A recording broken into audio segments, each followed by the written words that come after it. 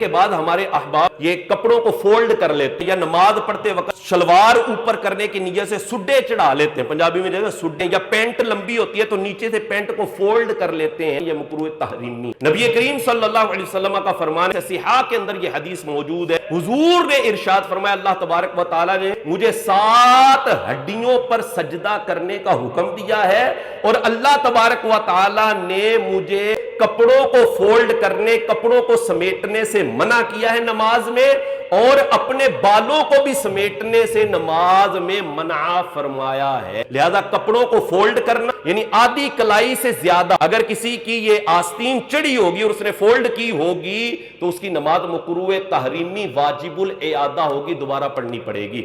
या इसी तरह शलवार ऊपर करने की नीयत से नीचे से शलवार को फोल्ड कर लिया, या पैंट लंबी थी तो नीचे से उसको फोल्ड कर लिया, तो ये नमाज मकरूह तहरीमी होती, वाजिबुल इआदा होती है।